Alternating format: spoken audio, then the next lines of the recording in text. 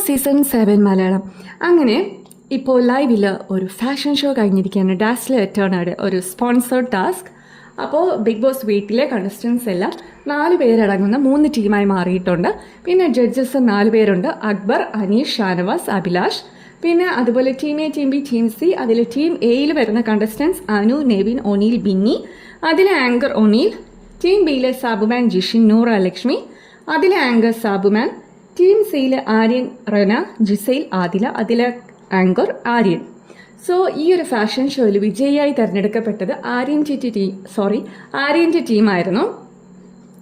അപ്പോൾ എൻ്റെ പേഴ്സണൽ ഒപ്പീനിയനിൽ ഞാൻ പറയുകയാണെന്നുണ്ടെങ്കിൽ ടീം എ ആയിരുന്നു. ഫസ്റ്റ് ഓഫ് ഓൾ അവരായിരുന്നു, ടീം എ ആയിരുന്നു ആദ്യം വന്നത് ഫാഷൻ ഷോ സ്റ്റാർട്ടിങ്ങിൽ. അപ്പോൾ നെവിൻ്റെ ആ ഒരു ലുക്കും, ആ ഒരു ആറ്റിറ്റ്യൂഡും, ആ ഒരു നടത്തവും അടിപൊളിയെന്ന് വെച്ചാൽ അടിപൊളി. എന്തൊരു ആറ്റിറ്റ്യൂഡാണ്, ഒരു ഓറ, ഒരു സത്യം കാണേണ്ടത് തന്നെയായിരുന്നു.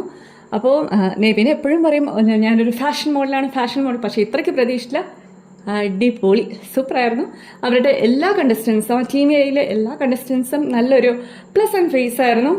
പക്ഷെ അവർക്ക് കൊടുക്കായിരുന്നു. പക്ഷേ കൊടുക്കുന്നതിന് മുന്നേ ആയിട്ട് എനിക്ക് തോന്നുന്നു ഡാസ്ലർ എറ്റേണയുടെ ആ ഒരു 50+ ഷെയ്ഡ്സ് പറഞ്ഞത് കൊണ്ട് മാത്രമാണ് ആര്യൻ്റെ ടീമിൽ കിട്ടിയത്.